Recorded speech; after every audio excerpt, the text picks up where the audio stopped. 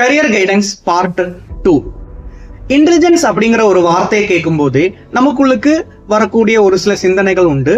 நல்லா படிச்சு மார்க் வாங்கக்கூடிய ஸ்டூடெண்ட்ஸ், மெமரி பவர் அதிகமாக இருக்கக்கூடிய ஸ்டூடெண்ட்ஸ், சயின்ஸும் மேக்ஸும் நல்லா பர்ஃபார்ம் பண்ணக்கூடிய ஸ்டூடெண்ட்ஸ், இவங்களெல்லாம் இன்டெலிஜென்ட் ஸ்டூடெண்ட்ஸ் அப்படின்னு நம்ம சொல்லுவோம்.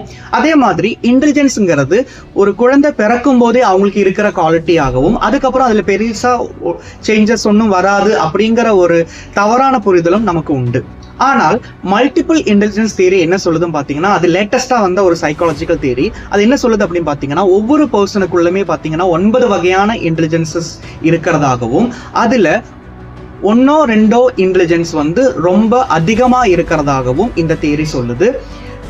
இன்னொரு விஷயம் என்ன அப்படின்னு பாத்தீங்கன்னா, ஒரு குழந்தை பிறக்கும் போதே அவங்களுக்குள்ளுக்கு ஒரு சில திறமைகள் இருக்கும். ஆனா போக போக அந்த திறமைகளை எல்லாமே டெவலப் பண்ண முடியும் அப்படிங்கிற விஷயத்தையும் சொல்லுது. அதாவது இன்டெலிஜென்ஸ்ங்கிறது பிறக்கும் போதே இருக்கக்கூடிய ஒரு குவாலிட்டி கிடையாது.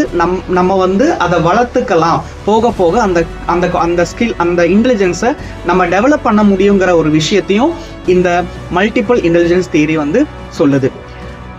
இந்த மல்டிபிள் இன்டெலிஜென்ஸ் தியரி சொல்லக்கூடிய 9 வகையான இன்டெலிஜென்சஸ் எதெல்லாங்கிறத பார்ப்போம்.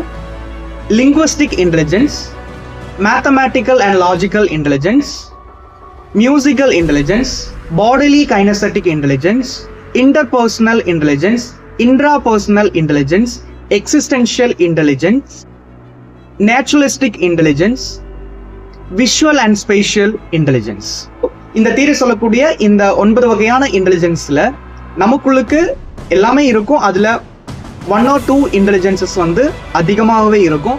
அதை எந்த ஒரு பர்சன் முன்னாடியே கண்டுபிடிச்சு அதுக்கு ட்ரைனிங் கொடுக்குறாங்களோ அவங்க ஃபியூச்சர்ல அந்த ஃபீல்ட்ல ஒரு சக்சஸ்ஃபுல் பர்சனா வர முடியுங்கிறத இந்த தியரி சொல்லுது.